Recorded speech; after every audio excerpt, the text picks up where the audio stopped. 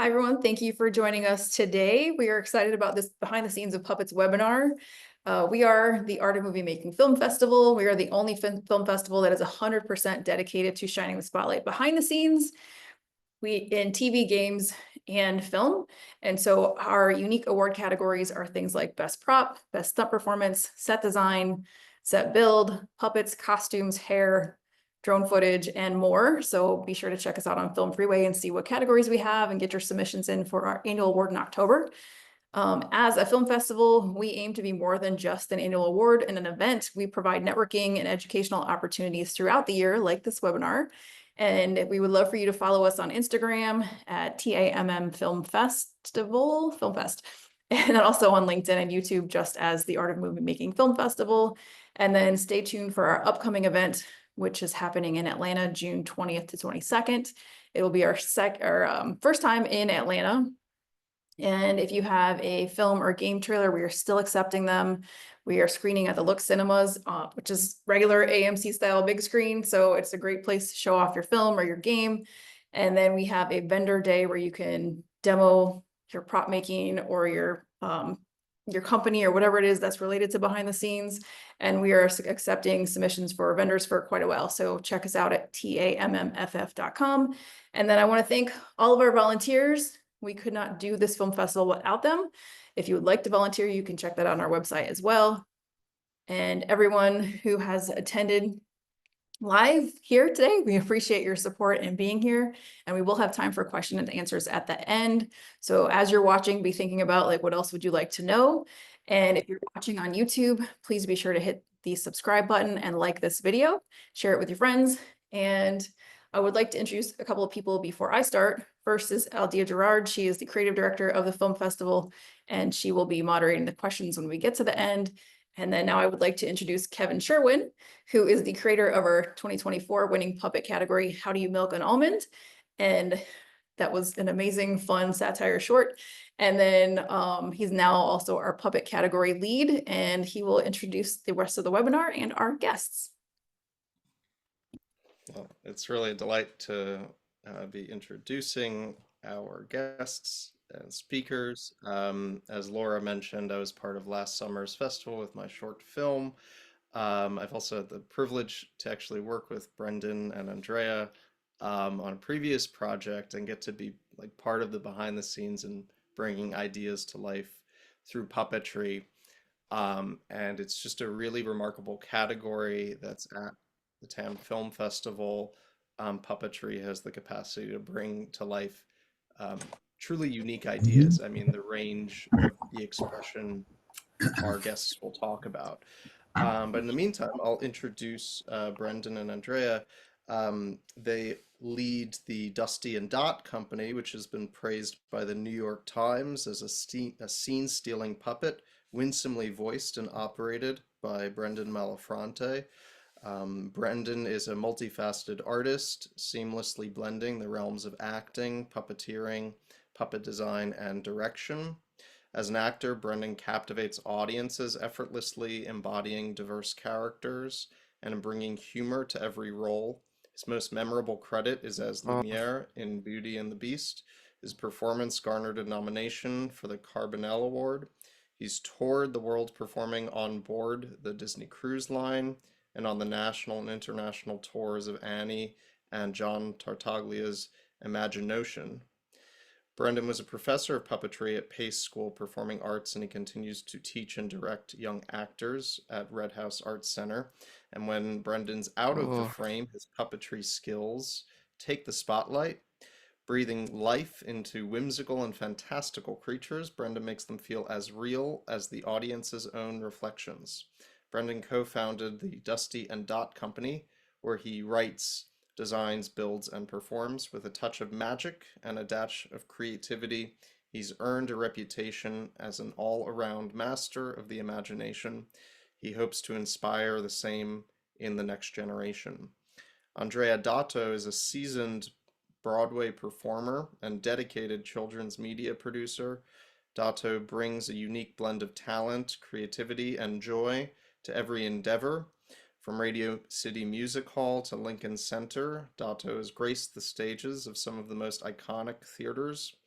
She was nominated for a Chita Rivera Award for Outstanding Ensemble Dancer in a Broadway show, and her television and film performances include Good Morning America, the 71st Annual Tony Awards, Bandstand Film, and Reading Buddies, their show, which is on PBS, and co-creator, and it's also a nominated New York Emmy nominated show.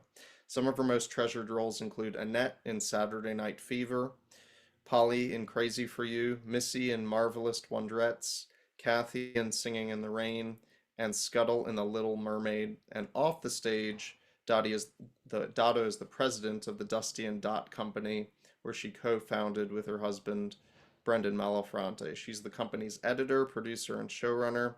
When she's not on stage, she is teaching the next generation of performers how to find their own authentic voice. You can follow them at dustyanddott on social media. And lastly, the biography for our special puppet guest, Dusty the dog. Dusty has traveled the country as the third unofficial understudy for Sandy on the Annie National Tour. He sailed aboard Disney Cruise Line, mostly eating at the buffet. He's performed shows with Ronald McDonald's House's Musical Magic. He also enjoys long walks on the beach and is very food motivated. He dedicates his performances to his best friend, Dott. Without her, he would be forced to create a solo act. He would also like to briefly mention his personal intern, Brenden, without whom he would be forced to get his own coffee. Dusty is currently seeking talent representation, so if you know anyone, and he's also seeking a better intern. Without further ado, Brenden, Andrea, and Dusty the dog. Hello, everybody. Hi. It's so bizarre hearing your bio read out loud. I was like, oh, Yeah. God. Right, usually you put it in a playbill or Yeah. something, and it's. Thank you, Kevin. That was really kind of surreal. Thank you. Hi, Hello. everyone. So, I'm Andrea Dotto. I go by Dott in this kind of professional world. And I'm Brenden, and I go by Brenden, Yeah. unless I'm Dusty, and then it's Dusty. Yeah. We started this. Well, Brenden has been in puppetry for like 15 years or so, right? Yeah, you blink, and then a decade goes by. It was a random audition that got me into it, and then that was probably about 2011, something like that. And then I think what's interesting about until animation really took the next leap, so much of us didn't realize we were watching a form of puppetry growing up. I think Brenden and I can look back, and even Looney Tunes wasn't puppetry, but it was a certain kind of broad example of characterization that I think we followed. So when we kind of look back at the mile markers of how we got here, it's interesting to kind of find the legacy that we're kind of latching onto as we continue to grow our craft. Right, we're musical theater performers initially, and then that kind of has parallel paths with a lot of different art forms. And when you're a kid and you watch puppetry, even when you're an adult, you watch Kermit or Miss Piggy and you don't necessarily picture the person under the frame doing that. If it's done well, you just see those characters as what they are, as characters in the story. So I think there are probably very few of us that watch something like Little Shop of Horrors, the movie with Steve Martin, and even think for a second what goes into puppeteering that particular puppet.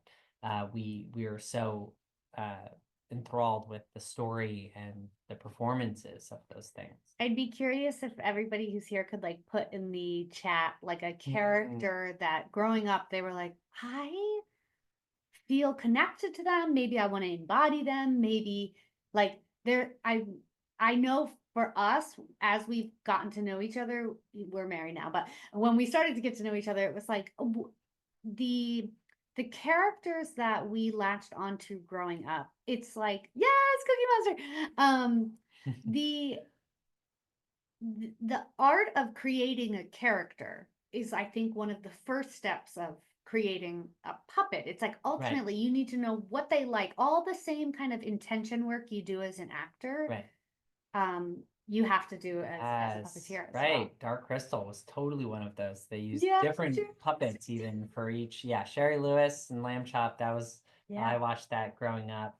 I mean religiously. Oh yeah. But yeah. never even and she had Lamb Chop on her hand, and you still think of them as two separate characters. Mhm. And that's kind of the magic of puppetry is what we've realized over the years is that it's this ancient human art form Of communicating. of communicating that is really effective. And what we have learned is that because a lot of our puppetry is usually done for audiences of children Mhm. and families, and even one-on-one with a child. Yes. Oh yeah, Magellan, 100%. Eureka's Castle, 100%. I met Noel who puppeteered Magellan. I've worked with him many times, and he's just like he's one of those those people that use his own voice for a lot of the characters, and so when you meet him in real life, you're like, Well, Bear in the Big Blue House, Magellan, it's the same voice. Brendnan met a few, like 20 students yesterday, and they met me and they said, "Are you the real Dott?" And then Brendnan was like, "She is." And then they said, "Are you Dusty?" Like they knew his voice, you know? So it's I think the magic as the non-puppeteer, so Brendon's the puppeteer, I am the human that kind of adds to the realism of the puppet. But as a non-puppeteer, I think it's pretty spectacular as an outsider to have the vantage point of being the inside, being on the inside of the magic trick. Because it's not just that Brendon can puppeteer an inanimate object to seem real. It's that in the communication that the adults and the people that are puppeteering and the persons involved that are kind of making it real, we are allowing for like this other reality to exist where imagination is enough and there is something special in And it's in worth communication, right? So it's like there is a magic trick involved, and we'll talk about how we edited certain things to seem real and we made the frame in a certain place so that Brendon wouldn't be in the camera and all of that kind of stuff. But then there's the invisible stuff that as an outsider, I think you just have to believe in it. It's like the Mary Poppins of it all. You have to believe in it for it to really work. So we're going to start with kind of how we came to be this company that we have. The Dusty and Dot company is what we are now, and how that kind of came to creation. I've been in, like we talked about, I've been in puppetry since about 2011. As an actor, I went into an open call, which is just an audition you go into, and it was for a puppet show. And when I was younger, I was auditioning for everything because I needed the money. I needed the job. So I auditioned for this blacklight puppet show, and I booked it, and I asked a lot of questions of how is this built? How do you make this? And what I found out then is that when you ask questions, people that are passionate about that thing, they love to teach it. We're all teachers in a way, right? And we're all students. And so as long as you're willing to ask the questions and you're not afraid to do that, people are usually willing to teach you. And so throughout the course of a few years, I learned how to make those puppets. I interned at a puppet building company called the Puppet Kitchen in New York City. And then pre-pandemic, I started teaching at Pace School of Performing Arts as part of their dance program because it's a movement-based art form, and acting through the puppet course that we did film TV, we did marionettes, which you'll hear about later, and we did shadow puppetry. We just touched on every kind of form of puppetry because it's this what I became obsessed. I went down the rabbit hole, like when you watch YouTube late at night or something. It's that puppetry is this ancient human art form that spans multiple cultures in multiple forms. It's this human thing that humans have discovered is effective as an effective means of communication. So when the pandemic hit, I was teaching a course. I had puppets that I had built, over the few years, and the industry kind of shut down overnight. So the puppetry course became very much what was a live performance final became do it via video. So they all had to make a video short. And when the pandemic happened, we got in contact with some theaters that wanted bedtime stories for kids. So we started to do that with a puppet that I had, which was Dusty, the dog. And we had already taken Dusty to like some Ronald McDonald houses to do like charity stuff. some Yeah. work with him and just kind of like bring comfort and joy and the stuff So that Dusty and Dot already had this kind of rapport that we developed over these live performances at hospitals. And then what it became was a nonprofit eventually reached out to us when we were posting these videos online, which is just proof that if you want to do something, you just kind of nowadays you have the means of filming with your phone and posting it on YouTube. And this was one of those examples of we were doing that. We were doing bedtime stories for kids. And then I started editing the videos to make us laugh. I mean, we have a pretty dry sense of humor. And even to go back to the Looney Tunes of it all, like Brenden grew up watching, well, not that you were of their age, but Right. you would watch Laurel and Hardy. And to Right. think of these kind of like even Chaplin and Buster Keaton and all these human beings that kind of paved the way for movie making. And Right. but they were also clowns. They knew that we only had so many ways to communicate a story. So what is the essential bit of storytelling that I had to get across? And I think that's sort of like what's essential, what do we need to say, what's necessary for the story. That sort of storytelling we've watched our whole lives in some way. And so then to go into puppetry, I think people think, oh, children's media, it's saccharine, it's kind of too pre-K, and we've always been like it's for the young and the young at heart. Like everyone can learn something from Dusty and Dott, whether you're a kid or whether you're 85. And so we made the TV show to be accessible to the kids that really needed it, because it's the TV show that's on PBS is focused on Science of reading. Science of reading. But then we also wanted it to be hilarious to the parents that turned it on as well. So then it's pretty remarkable how a puppet can access multiple generations. So the challenge was this nonprofit that teaches the science of reading came to us with their curriculum, and they wanted the curriculum to stick a little bit better in the kids' heads who were watching this on TV. Remember, at the time, this was during COVID, and the reading levels were already down in this country, and the worry was that COVID and that was going to cause a slide that brought us back even further. And so there was this initiative to try to make this science of reading fun and exciting. And so that was the task. And those were our guardrails.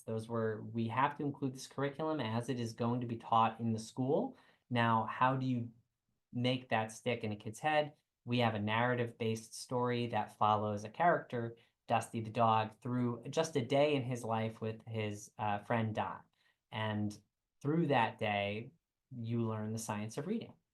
And then we had to edit the show, we had to write the show, we had to build the puppets for the show. I mean, literally, because they were not, this nonprofit was just teachers trying to fix like a cultural issue. Right. Then we were met with, can you do everything else?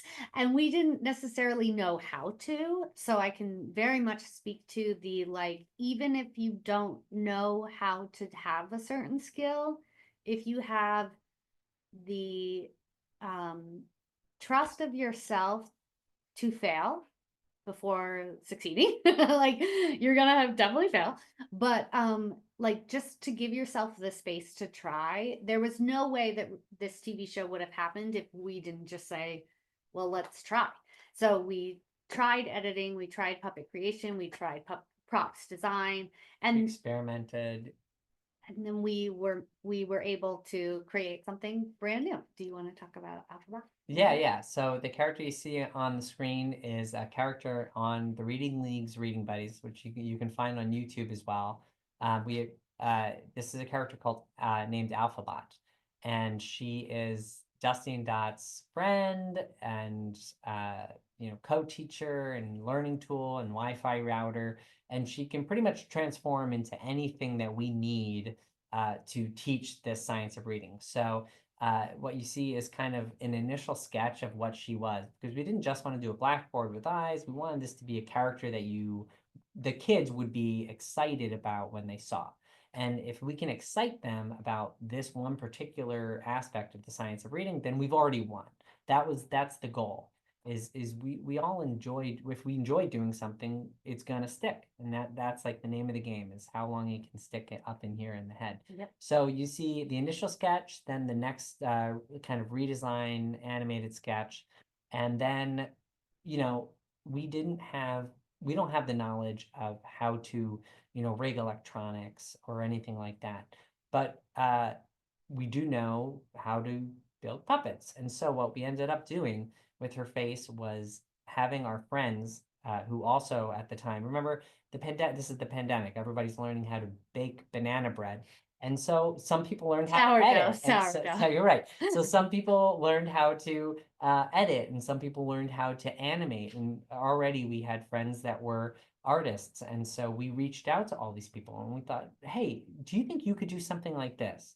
If I could give you this amount of money and a credit, but Time. yeah, and really, exactly. And everybody at that time in our history was kind of available to experiment with new things. So we had our friend kind of animate a loop that we could put on an iPad. And I built the puppet around being able to case this iPad inside her head. And so she had, sometimes we'd have angry eyes very purposefully in a shot, or happy eyes or love eyes. But for the most part, in like the wide shots and stuff, she was on a random loop that like randomly, weirdly timed out with what we were doing, to the point where we thought this iPad is sentient. Yes. And able to make acting choices in the moment. And I think that's something, we're not going to fool you that like we've had some incredible catalog that we've pulled from. We pulled from, what do we know how to do? What can we execute? And who do you know in your circles that you would want to work with? Yes. And who do you believe in? Like who, Right. When you've seen a friend sketch something in a notebook Totally. and you're like, wait, they have the capacity. I think like that is something, and even to know, like, I'm looking at this right here, this like little boombox mode that we made, even though kids don't know what a boombox is anymore.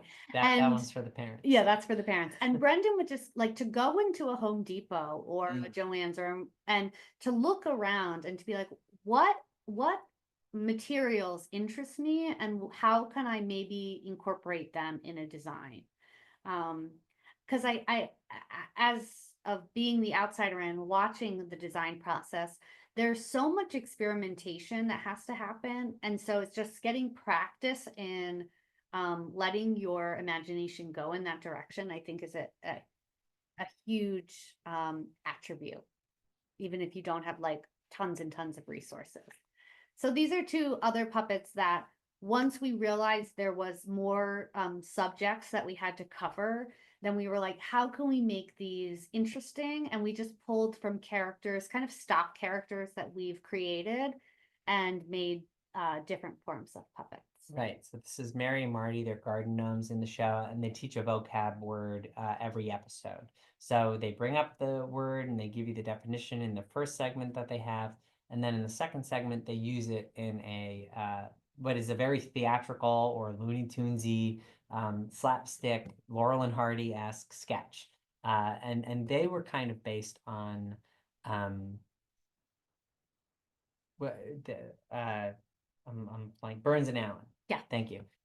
Burns and Allen comedy where she was like ditzy, but actually she knew more than him, who thought he knew everything. And so not only are we teaching the children like vocab words, but we are taking something that we're very passionate about, this vaudevillian sense of humor that will die if we don't kind of pass it down to the next generation. And so the way these puppets worked were there was armature wire in the arms, and we could pose them between takes and then just kind of stop down on the footage and manipulate, like if a hand rod would have to come into their hand that had a certain prop, or any kind of 2D that would be popped up into frame. And for what we for how we would have to show our work a little bit, because we were With storyboarding, because it is in terms of editing, it's very specific. We were really using the editing as kind of our gimmick and our shtick. yes. Because it was all like the next shot, they'd be posed differently. They could So- move around in that shot, but they couldn't move their arms in real time. We used our constraints to our advantage rather than pretending we had. I had one other editor, but rather than pretending I had a full team, I was like, Right. okay, it is just me in there. So how do I make sense of all this footage? And so to understand what the characters, what the joke was, then I could manipulate the footage to heighten the joke. And I used anytime something was certain, like eggy, well, in the negative, anytime something was The eggy, is like, I would add sound effects. I would zoom in a certain way. I would try and soften whatever was kind of rough around the edges. But to the other side, if something was hilarious and we didn't expect it, then I could edit around that. So it's like there's a level of flexibility that has to exist, even if you're like dead set on making something perfect. And the perfectionist side of the creative's brain also has to be met with the like fluidity of, I have to work with the material that I have. we really learned that the editor is the final storyteller. In term, I mean, maybe the producer is, but but the editor, in terms of being able to shape the story, they have so much power. And so if they're all aligned with the editor and the puppeteer, then it makes for just easier storytelling. Well, we met Hey, Dusty. Yeah, I can. Yeah, I can you met me. And like it's just pretty fascinating to see. This was where we started, and now we do live shows with kids that come out that know us, that want to meet the characters. And it's we if it was Brenden and Andrea putting on a show, it would not have the same impact Absolutely. as Dusty and Dott. The Dusty has a capacity to affect change and like instill creativity that a human being just And does then not have. Dott's commitment to Dusty as a living, breathing character that exists in this world only enables the kids to buy Believe, into it yeah. more, because like they know that Dusty's probably not a real dog, but they see an adult human committing to that character, and they say, "Oh, great, we're allowed to play," and that permission is so important. in And modeling education. of the behavior. It's not just saying, yeah, go talk to that puppet dog. It's also saying, this is how we talk to the puppet dog. So for in your like stories that you create, not that there needs to be a human, but there needs to be some vantage point of saying, this is real and this is how you engage with something. And then it's been pretty wild to see how we've always been, from the beginning, we were like faking it till we make it, right? Like, I'm gonna put us in a magazine and we'll see what happens. Well, then a couple years ago, a family reached out to us and said, I've been looking all over for Dusty dolls, and they were in Missouri, and I looking all over for Dusty dolls, and I can't find them anywhere. And I was like, well, that's because they don't exist. So then we had to kind of fabricate them and figure out, how do we do this? And so that we could get this kid a doll for Christmas. Yeah, it became this, you are capable. If you have the thought, you are capable. There are means, you have friends, you have videos online. You just have to try it. So now we're kind of pushing our edges a little bit and bringing Dusty and Dott to just like, how can we take them to the next level? How can we utilize their ability to connect and build their world, so that a kid can see them? What we became is what they show in the classrooms. And so now that kids see us in the classrooms, well, what if they saw us at the Oz Museum in Chittenango? And what if they saw us at the Science Center here in Syracuse? And so building this world where a kid might believe for a second that you might see Dusty and Dot in the grocery store because you saw them at the Science Center and you saw them at the Oz Museum and the Matilda Jocelyn Gage Center and in school. So our goal is to kind of build that world so that kids can feel free to kind of play. Really accessible. And it takes like adults to play in that world too. Okay.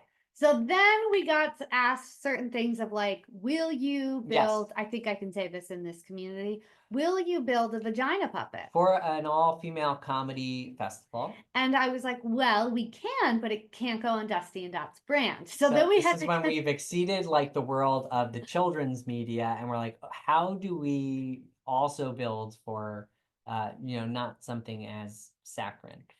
right. So we branched off into Malafronte's Monster Shop, where we can kind of build anything that we need to build. Yes. And this is the example of the puppet that was in the comedy festival at 54 Below.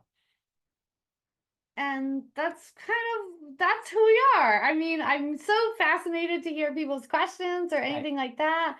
But yeah, thanks for listening.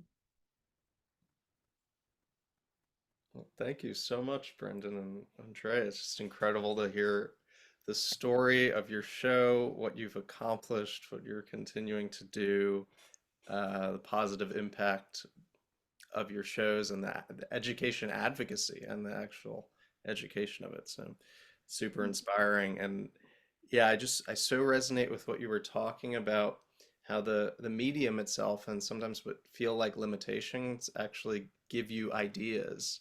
Yes. And I think that's something so important for every creator to keep in mind. And some of the most famous productions, you read the stories about them and you read about how limited they actually were in the productions and the ideas they come up with.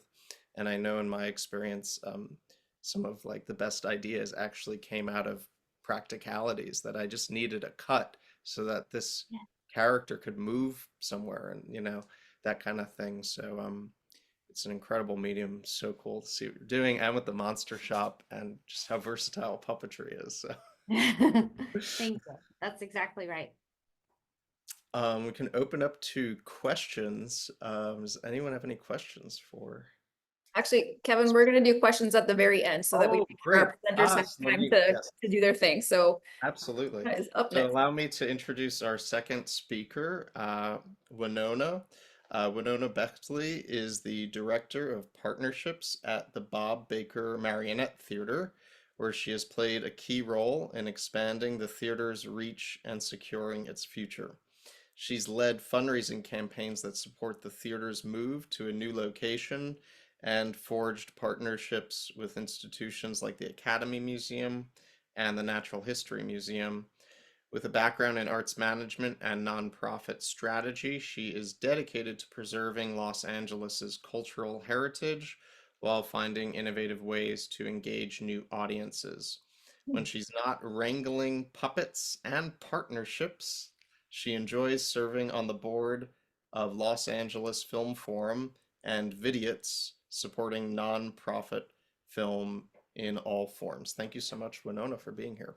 Thank you, Kevin. And to the previous presenters, there's so many things I was like, wow, I guess we all do work in puppetry, because I'm like, yeah, I deal with the same thing. We've been asked to make crazy stuff we cannot put under our brand, or I'd like to meet the puppeteer where necessity was not the mother of invention. I don't think any of us are necessarily coming into this with all the resources in the world. So you do just have to figure it out. But today I will be taking you through, just to start, a little bit of the history behind our company, the Bob Baker Marionette Theater. We have been a presence in LA since the 1940s, and some of that journey will lead into our current work in film, television, fabrication, and we'll talk through a little bit of just our approach and philosophy, which we are still figuring out and tweaking every day. So I got some visual aids here just because there's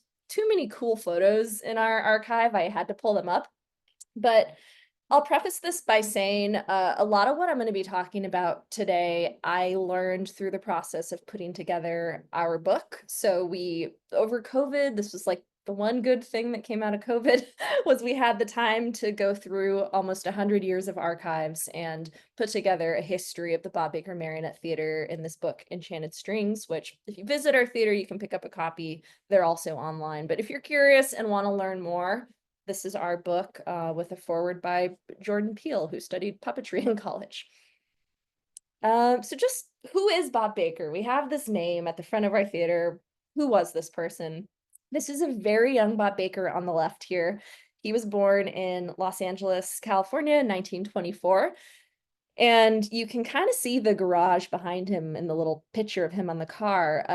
Just a couple of years later became his first puppet theater. So he worked with his parents to convert their backyard garage into the very first Bob Baker Marionette Theater, circa about 1930. So this was a kid who, by the time he was 6 years old, just knew, I think like a lot of people in puppetry, you know pretty early on this is what you want to do, or at least you have some fascination with it. So Bob had worked with his parents to really kind of do the full design process, from developing out concept art for his theater to working on the interiors, hosting birthday parties for neighborhood kids. He got his start as a young, very enthusiastic puppeteer in Los Angeles. This is a great snap out of his middle school, high school yearbook, where he was already being recognized then as like, oh yeah, this guy, Bob Baker, he's the puppeteer. And at the time in Los Angeles, we were experiencing kind of like, it's called sometimes the golden age of marionettes. And that really meant that there were puppet theaters everywhere. There was one on Alvera Street. There was a historic theater in Hollywood called the Turnabout Theater. The Yale Puppeteers were a big marionette puppetry group. And you even had people like Tony Sarg, who worked a lot with these folks and later went on to develop the first inflatable balloons for the Macy's Day Parade. Like all these people were kind of weaving in and out of each other's orbit. So Bob was exposed to a lot of different puppetry. And that Snow White page on the right there is actually from a early show to promote some of the Disney films as they were coming out. Walt Disney would mount small puppet shows in department store windows and all around town to promo the upcoming animated films. So Bob also grew up seeing those and seeing a lot of marionettes in particular in action. So those were some early inspirations. And flashing forward a little bit, so Bob spent a lot of the 1940s really refining his craft, and he had a chance to launch his first ever full-scale marionette show that was called Something to Crow About in 1959. And this was an outdoor show that took place at the Laguna Arts Festival. So if you're familiar with like Pageant of the Masters and, you know, those people who pose as the paintings and stuff, it was all part of that festival. But they allowed Bob to set up this semi-permanent stage for the entire run of the festival. He built anywhere from 80 to 100 unique marionettes for this production. And it was such a huge hit that they asked him back just a couple of years later, and they funded a new show, another 80, 100 marionettes. It was really a heyday for our theater as far as building puppets was concerned. And I can tell you, every single one of these puppets in all of these photos, we still use these marionettes in our shows to this day. Like we are opening up the circus this Saturday at the theater, and it's roughly the same production you would have seen at this fair in 1961. So they're very well made. A lot of them are super heavy, made out of wood, but boy, do they last, 60, 70 years.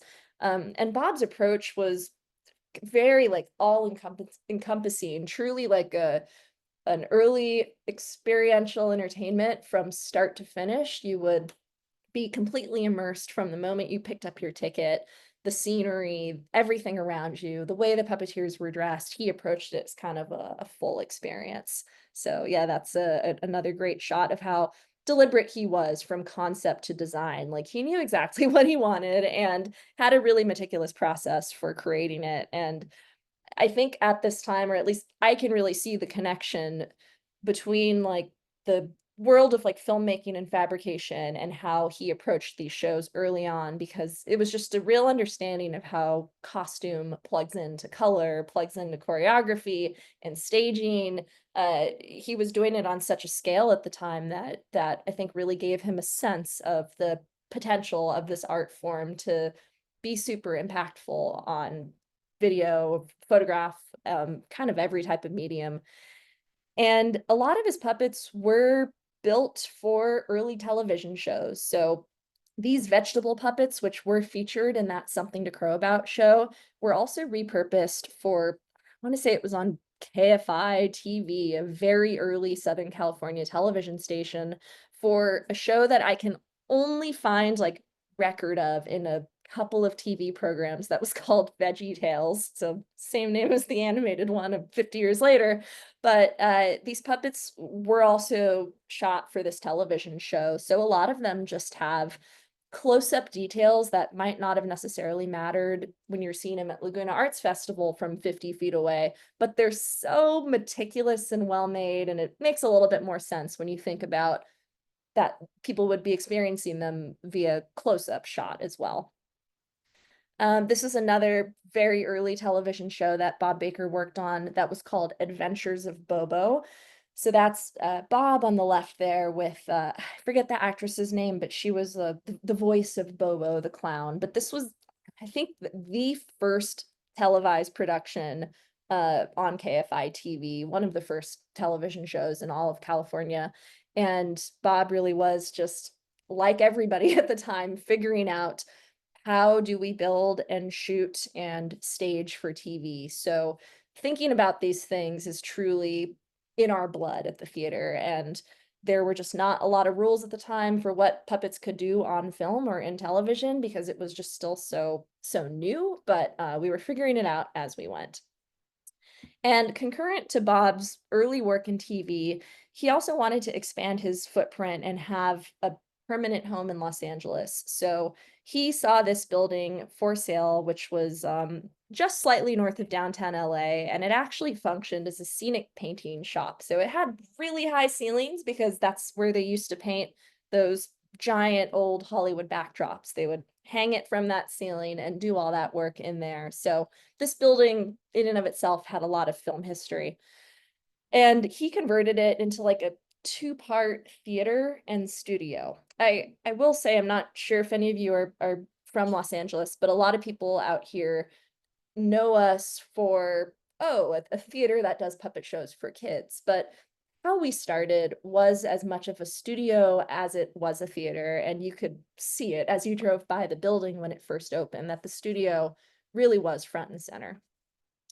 Again, just some gorgeous concept art I had to throw in of his vision was for how the party room might look at the theater, and then eventually how that materialized. So I get a sense, and from some of his writings and correspondence, that the theater was in many ways like a calling card for his studio work. So it still happens to this day that people come see a show at our theater and we'll get an email 2 days later saying, hey, I saw all of this. I work for so-and-so and I'm looking to build this. So it's kind of like the best business card imaginable to have this gorgeous little jewel box theater showcase all of your best creations, how they can move, how entranced people are by them, and the work sort of just keeps coming. So at the theater's peak, I would say probably in the late 1970s, so it's been open about 15 years.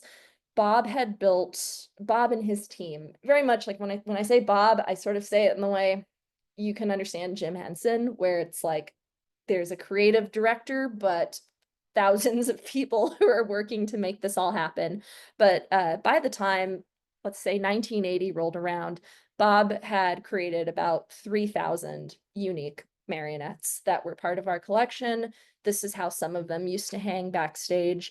And I can't imagine, like, the puppets aren't cheap to make now, and back then it was still like just the nicest materials, the most incredible, talented people, many of whom went on to work in the film and television industry.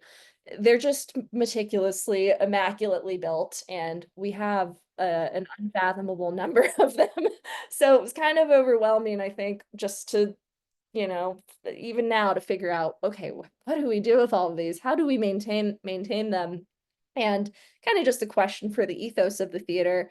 A lot of these sort of have, to us, their own personality and role and character in our shows. So we actually are very sensitive about using these characters or renting them out. We really do that very rarely, and only if their character like isn't corrupted by what they're doing, because we have generations of kids who come to the shows and they might, you know, see it, the chicken or the cat do something, and we don't ever want them to then catch something on TV where it's doing something else that's totally inappropriate. So we do case by case rentals from our collection, but for the most part, everything that we do that you might catch on TV or in a photo, that's all going to be custom fabrication. And just speaking a little bit to Bob's like real investment in that work, a lot of this took off once the theater opened and he had that larger studio. So just walking through some of his credits here, this is one of my favorites. It's GI Blues. That's Elvis in the middle with a hand puppet on his right hand.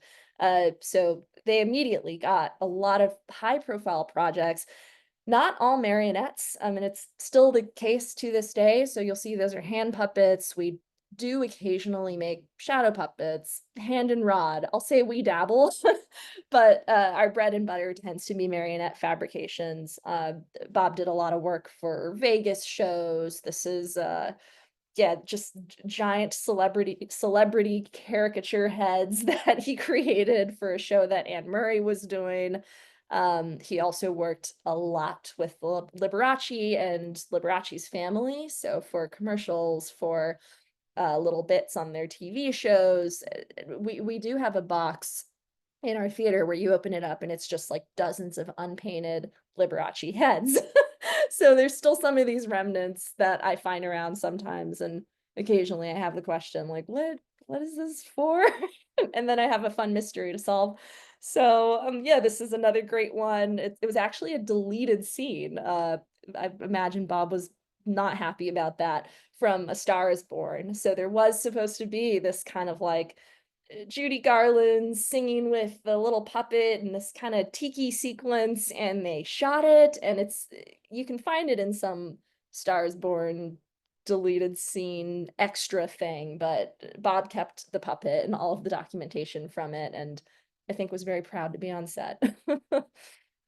This is probably his crowning achievement, but we designed and built the puppets for Close Encounters of the Third Kind. So these puppets are very like just odd and spindly and super translucent, and when the light hit them they glow, and really just something that I'll actually say it's one of the few puppets that looks better on film than it does in person. It kind of looks like a plastic bag in person, but when you get it all lit, it's absolutely gorgeous. So this is Bob, like full, you know, late 70s, early 80s, just vibe. I love this picture of him too.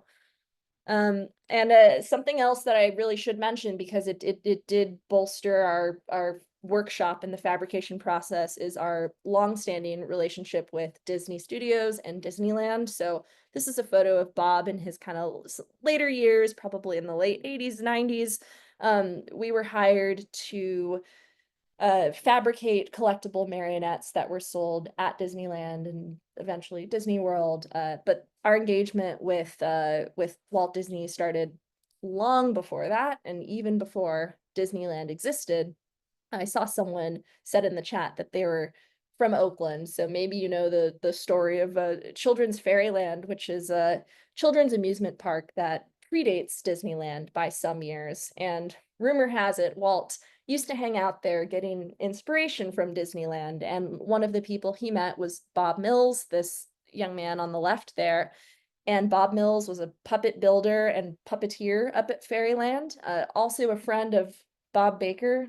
They were all named Bob at the time, I guess. It's like everyone's Bob, but this is Bob Mills, and he was brought on by Walt Disney to open up a puppet theater at Disneyland that was only open for like 2 years, maybe the first 2 or 3 years of the park.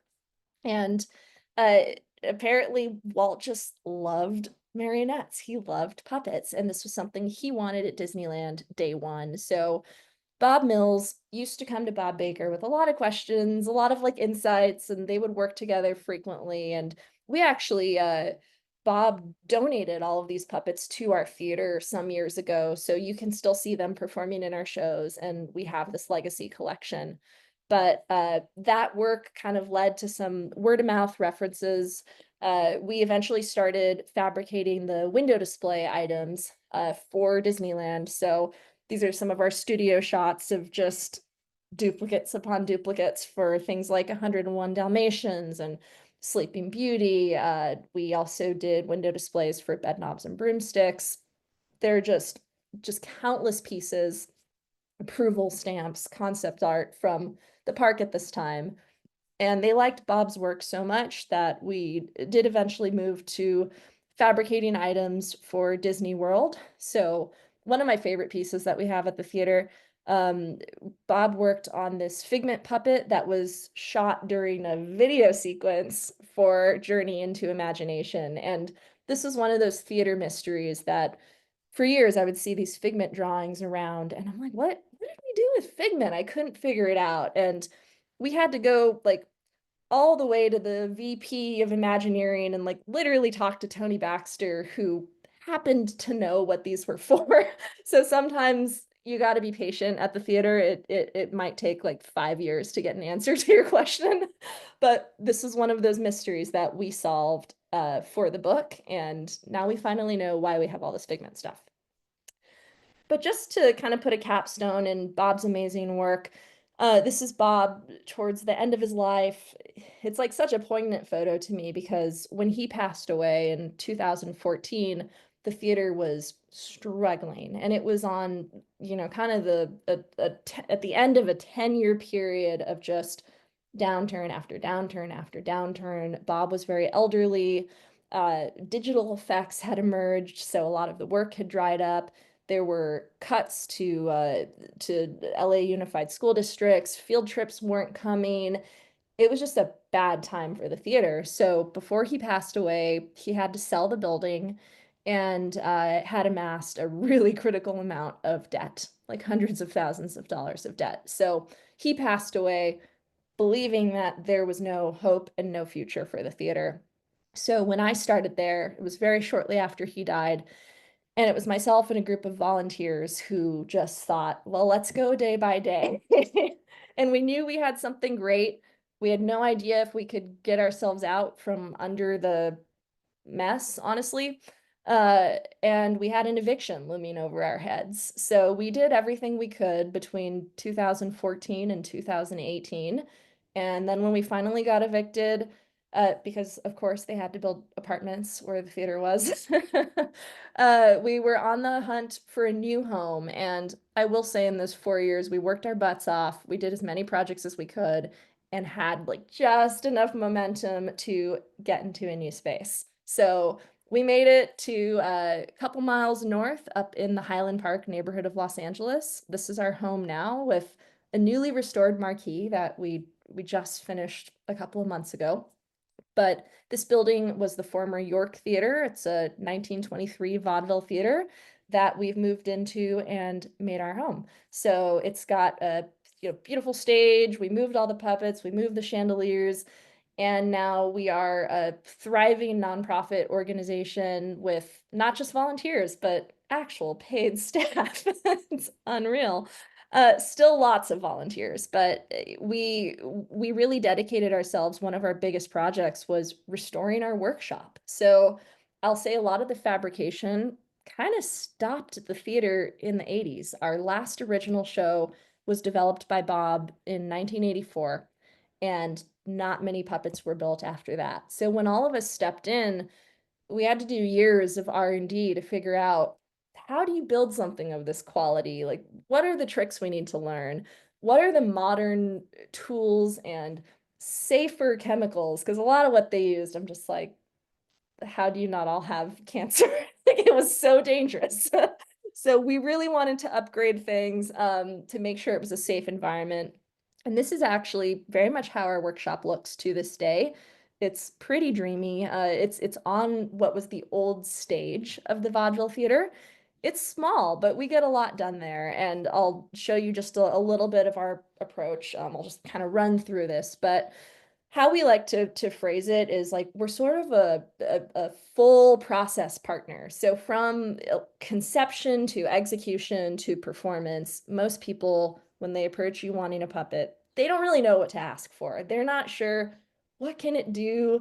How much does this cost? So a lot of our approach, or my approach at least, has to do with education. So I always tell them, like, we will work with you to design. Like, we want to make sure we're building something that we can actually perform, or that you can actually handle, or your people can actually handle without much training.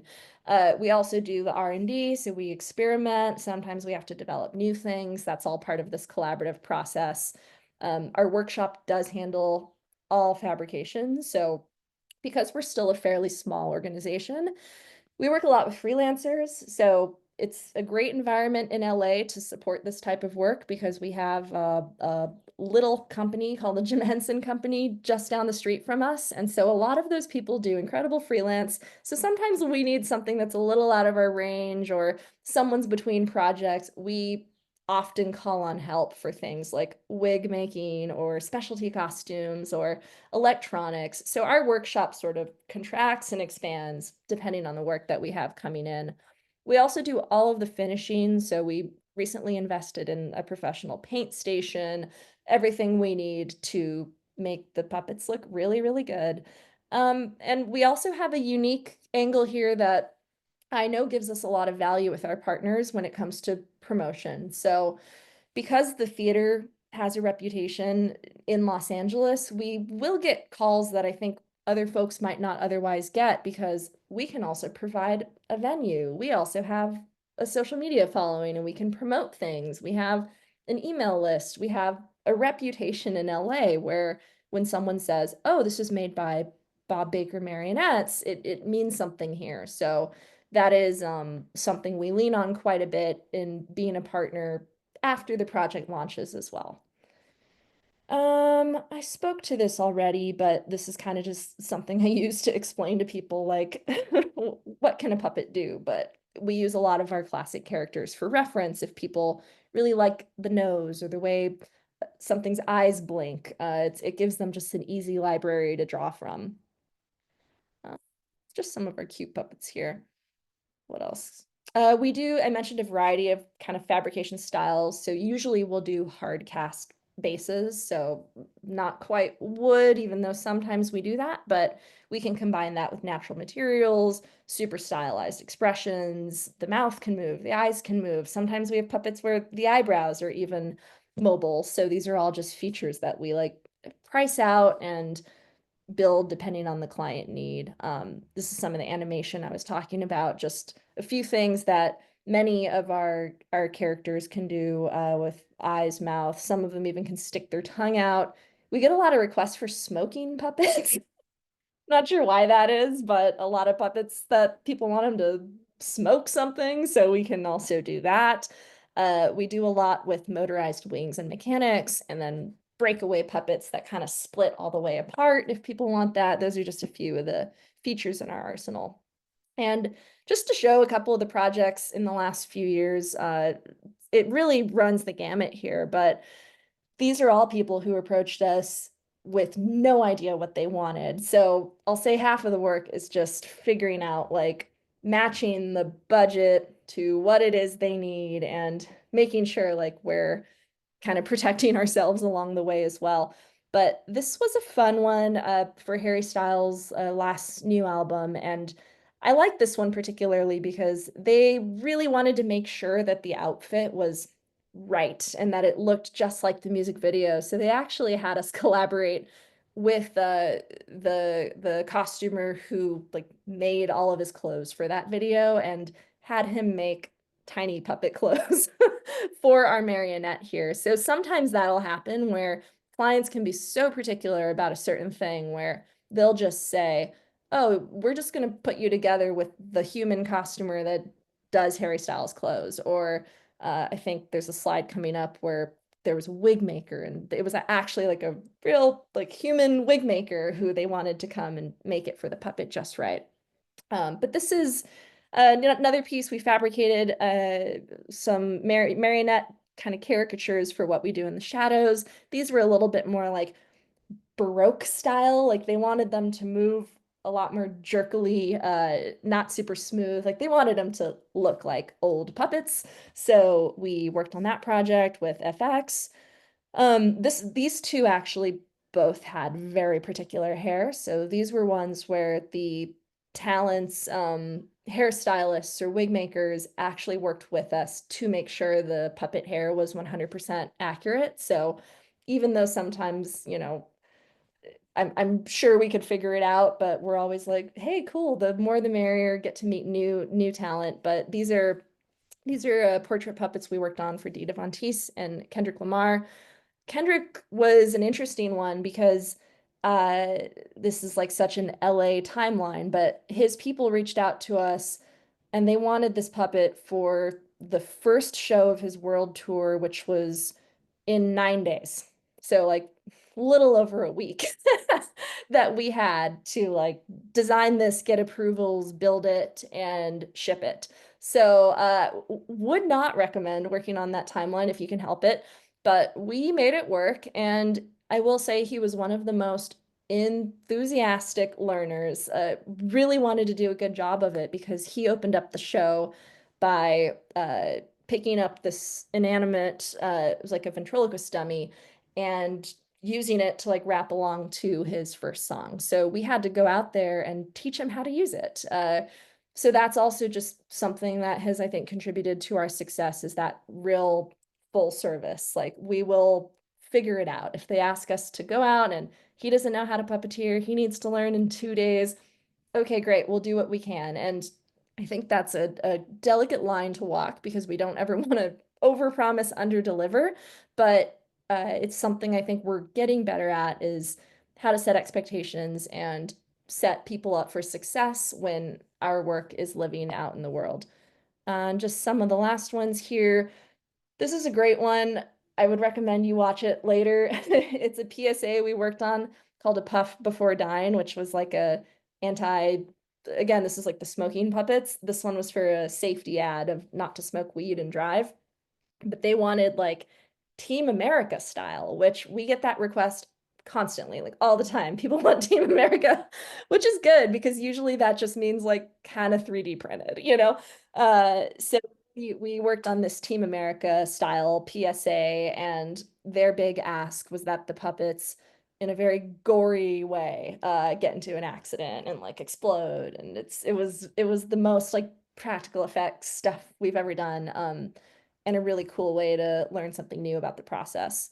And I think that takes me through everything. This is just a cool shot of puppet in progress. So for anyone that builds, should be a pretty familiar shot of just the mold making process, how a sculpt or carved wood will get turned into a mold, and then we can pull, pretty much endless forms from that. So some of these projects, when they allow it, it's always a great way for us to build up our library of hand casts or face sculpts, or every so often, you might catch that PSA cop puppet in as the base maybe for something else that we're working on. So that can sometimes be a nice trade, is if they allow us to repurpose some of those sculpts just to have like in our library. Occasionally we'll work that way too, but I'm sure I'm leaving out like a million things because I could talk for 3 hours. But that's just a brief look into like, who are we? How did we get here? How the heck did we survive? And the last 10 years, which has been really just resurrecting this workshop that was closed for 30 years. So we are taking it day by day. But yeah, really glad to share this with everybody, and please visit when you're in LA. Awesome. Wow, that was incredible. Wow, and I love the history of any art form. So I was just like Mhm. ogling over, all of the early Bob Baker work. Stunning, yeah, And and it's even like crazier in person when you see it. You're like, did someone spend 100 hours just sewing sequins onto this puppet? And the answer is yes. it just, and the details make all the difference. And it's just, that's why the artists that do this work, it's so incredibly important, 'cause it's what either goes on the stage or gets photographed, and it's big on the Totally. camera. So every detail is right there. That's right. Yeah. Awesome. Laura, are we opening it up to questions? Yep, we're gonna turn it over to Aldea, who's gonna moderate questions. If you have a question, you can raise your hand and she will put y'all in order. Hello, I'm Aldea, the creative director of the Art of Movie Making Film Festival. So just use your little reactions at the bottom of the screen if you got a question. If Laura, do you want to start? You said you had a question earlier. Oh, I have so many questions, so I'll take the whole time. We have 25 minutes, so we've got plenty of time to ask questions. 20 minutes. I have so many questions, but first I would like to know, can Dusty make an appearance? That's my first question. Penny! Hello! Oh, my Wow, Dust. bandana is all Yeah, it's okay. kerfuffled. Yeah, it's all right. There you go. Hello! That's me. Yeah. Give me my mini. No. This is. I made it's- my appearance. It's not that sort I of get appearance. treats. Yeah, not this time. Later. Ah, okay. Hi. Hello, everybody. Yeah, we're doing a little webinar, Dust. Ew. Sounds sticky. No, it's not. It's good. It's good. Webinar. What webinar sounds sticky? Yeah, like a web. Oh, sure. Spider sure. web. Yeah. Okay. Head out of the gutter. Sorry. Hi, everybody. I'm Dusty. I'm a talking dog. Yeah. I make this one look good. You do, but only if I'm on the left. Kids Oh, love me. Yeah, I can never be on the other side. No, you can't. That's a rule. Because I have a dimple on this side. Do you have a Mhm, dimple? Yeah, there he is. There it is. There's your little Teething. dimple. Ah, Yeah. hoo-hoo. Dusty, what's Yeah. your favorite thing about puppetry? Do you know anything about it? About actually? puppetry? Yeah. Yeah, watch. Okay. What do you know about it? Ooh, I'm a puppet. Oh, I see. You have some practice eyes because you're working on your puppetry. Yeah, aren't I good? Well, you really should focus the eyes more. The camera's there. Better? Yeah, that's good, Dust. That's good. Good, I'm a puppeteer. Yeah, look at you. Regular Bob Baker. Yeah, Marionette. fascinating. Yeah, I love marionettes. Oh, how old is Dusty? Perpetually 6. You are. I'm 6, and when I go to Disney, I'm always less than 12. That's right. Because if you get older, I get older, and That's that's just right. a rule that And we. growing older costs money. It means you pay more for things. Yeah. Okay. I can sure. get in. Yeah. 6 dog years or puppet years? That's a very good question. Yeah. Puppet so years. It Let's say, depends. Yeah, right? puppet years. That's more ambiguous. I like that. Yeah. Puppet years. 6 puppet years. What's your favorite thing about being on TV? My favorite thing about being on TV was you like the it? craft services. Yeah. Sure. Mm-hmm. Of course. Lots of Slim Jims. Lots of Slim Jims. Slim Sure. Jims and yogurt. Oh, do you have a BFF? That's what PBS provides, huh? Do you have a BFF? A puppet BFF? Do I have a BFF? Yeah, like a best friend forever. Oh, that's what that means. Yeah. The best friend forever. Yeah, maybe Wiggle Worm. Oh my gosh. Yeah, Yeah. so Wiggle Worm is our accountant and our tour manager, and he's our opening act for the show too. So do you want Yeah, it's just taking him a long time to get ready. Oh, hello. Hello. He's not usually on that side either. No, he's not. He's Wiggle usually Worm. where I am. It's hard. It's hard for me to be over here. Yeah, I know. You're ambidextrous Where am I? today. Oh, there I am. Yep, there he is. So he doesn't know where he. Oh, bless his little heart. Yeah, Bless his little heart. He doesn't know where he is. Look at the camera. It's right there. he's having trouble. There it is. I almost spoke with him. Yeah. Get out of here. So Many Puppets. So Many Puppets is actually my memoir is called So Many Puppets. That's a good memoir Yeah. name. I know. So Many Puppets. No strings attached. Okay, all right. So This many- is not your one-man show. Da, da, da, Dusty. da, da, da. I'm a dog. Okay. Running in. Oh, that was amazing. I'm so glad I asked that question. Here's some other puppets that, whoa, just right here. We're also building for a stage show right now, and this is one of the other puppets that we have. That's like a drug resistance show, and this is Nova. And I'm not used to mechanisms. I do work at the Swedish Cottage Marionette Theater in Central Park for a while, and so that's like the most I've gotten in terms of like, oh, pull a string and this does this. And so this has been my my kind of experiment in incorporating that into rod puppets. Yeah. During the pandemic, Brenden got like stir crazy week 2 and Yes. whittled It wood happened from, quick. from the backyard into a marionette. And so he's been like dabbling as well. But Yes. Winona, that whole presentation was so inspiring. Yeah, it really was. We can't wait to go and visit. There's requests in the chat for some political puppetry show, so. Yeah, you know, I think Wiggle Worm has some potential. He's a good They candidate. certainly have a lot to say, and and I support them in their right to free speech. So they can say as much as they want, as far as I'm concerned.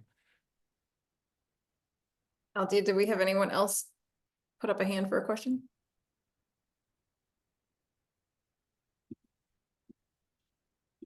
Okay, well, I have another question. So this would be for both Dusty and Dott and Winona.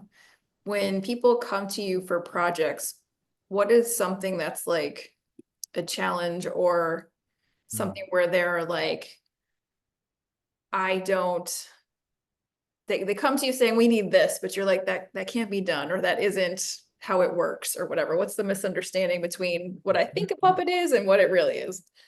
I think that puppets are cheap is always a misunderstanding. Yeah, they don't realize, like Winona said, 100 hours to sew sequins onto something. It does, like, it takes minimum 100 hours to probably build a decent puppet of any kind of quality that you'd want to spend that amount of money on. And then the kind of question I always pose to them is, why puppets? And this is like talks myself out of like a gig, so I shouldn't do this.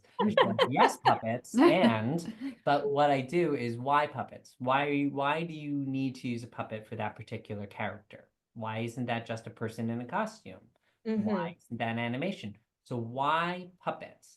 And that, to me, as kind of a creator and a builder, helps me know if I'm on the same page as the person wanting a puppet.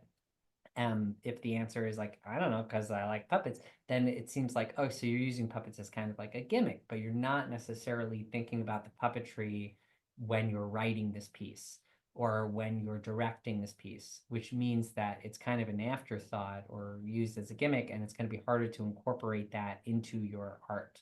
Versus if they have like a game plan as to why puppets from the beginning, then I know that these are people that I can really toss the ball back and forth with, because they know why puppets, and they've come with very specific asks and a reason.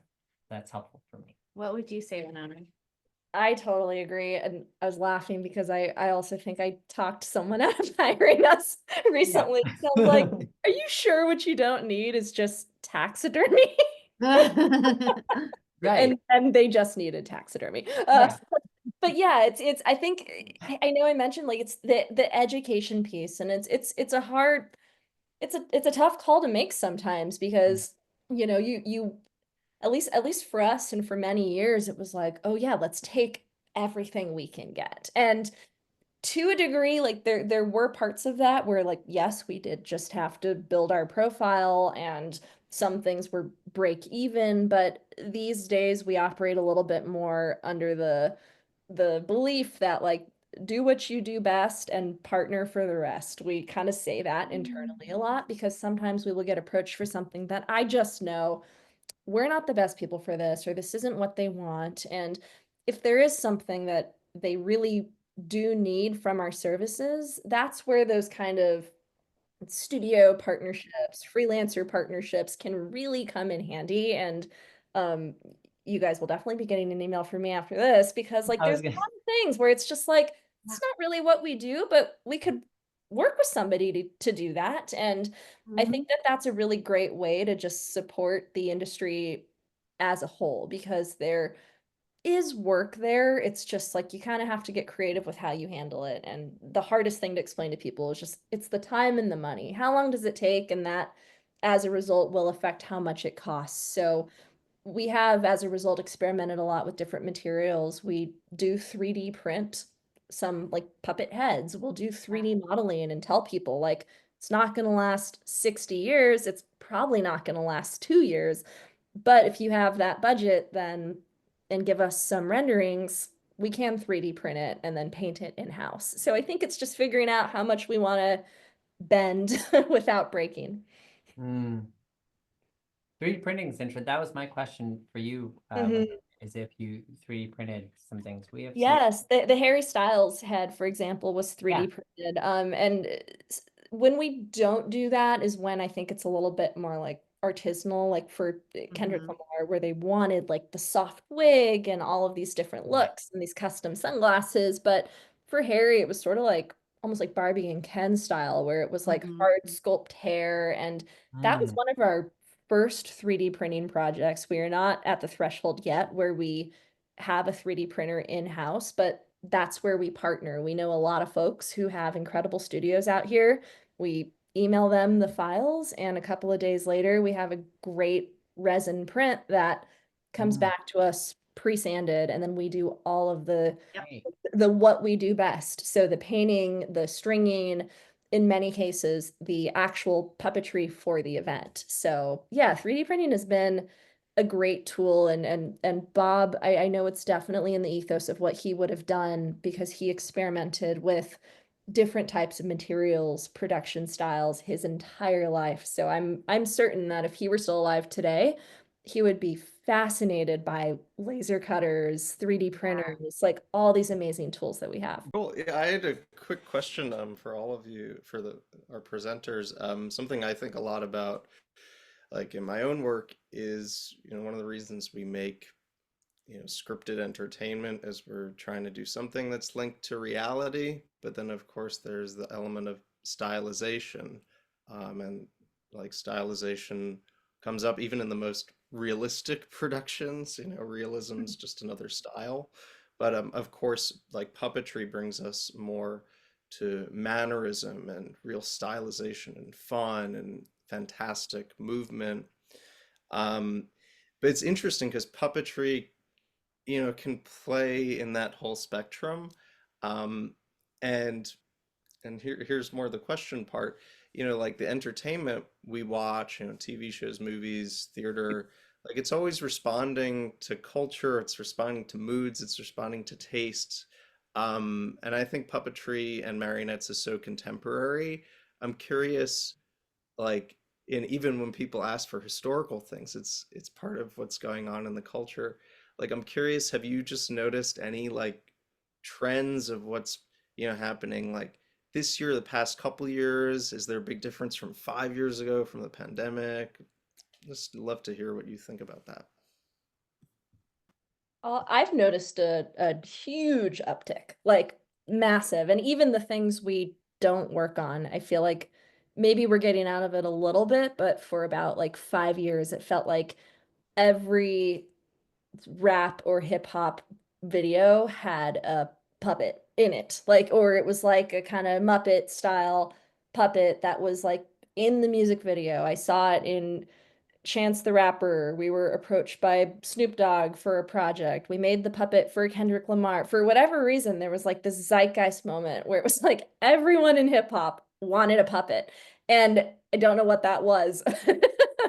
But I did notice that moment. And I will say post COVID, like during and after COVID, and I even mean like right now, 5 years later, I think that, people being in their homes for 18 months, a lot of folks approached craft in a new way. And I think, when you're bored out of your mind, I know so many people who picked up like ceramics or embroidery or oil pastels, like whatever it was, that once like kind of the world started to reopen, I think there was a very renewed interest in handmade objects, like craft, just the human made things, and maybe a greater understanding from people of like the value of that and why it should be supported. So yeah, that's the only thing I can figure out as to why there seemed like there was such a shift after 2020, but Awesome. Well, thanks for answering the questions and all the awesome questions. And thank you everybody who stayed and watched. I'm just going to hand it over to Laura to wrap it up. Awesome. Thank you guys. This hour and a half went by really fast, and I really loved learning about all of what you're doing at the Bob Baker Theater. We were just in LA for our film festival summit, and a little remiss we didn't stop by, but come on up next next time. We'll be there. next year we'll definitely connect on that. And I just overheard someone talking in a cafe about puppets, and she was looking for information on how to do a music video. So that's still going on. Of course. But that was fantastic. Thank you, Kevin, for hosting, and to all of our Film Fest volunteers. If you'd like to volunteer with us, please, we just like everyone else need volunteers to make these things happen. And we are dedicated to shining the spotlight behind the scenes and sharing these stories of how movie and film and TV actually works behind the scenes, and how you can get into those roles, and how you can meet other people who are doing this work and be inspired. So again, I have to thank Dusty and Dott and Winona for being here and sharing your valuable time with us. And this, excuse me, will be, or you're already watching this on YouTube. So please subscribe and like and share, and continue to follow them on all the places that you can find them. And if you guys want to put that in the chat again, in case people came in and didn't catch it, we will also have that in the description of the video. And if you have questions, they'll have that contact information there too, where you can reach out to them and ask questions. And then again, join us in Atlanta as our next event. It's a 3-day event. We have networking on Friday, June 21st. Saturday, we'll be screening at the Look Theater in Brookhaven. And then Sunday, we have vendors, and we have presentations, more of this kind of thing, but in person. So if you're in the Atlanta, Georgia area, please reach out. We're still looking for screening opportunities until April 30th.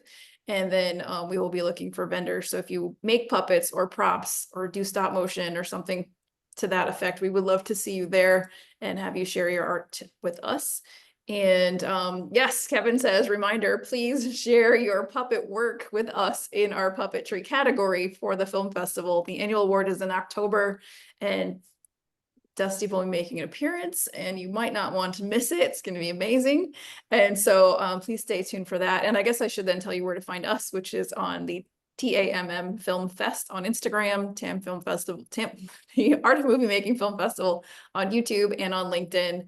And we would also love to hear from you. So, but just keep in mind that, we're looking for people in Atlanta. We have a summit in LA and New Jersey throughout the year. So any of those places where people are close, like, we're always willing to connect. Awesome. Thank you. Well, thanks everyone. Enjoy the rest of your evening or day, depending where you are.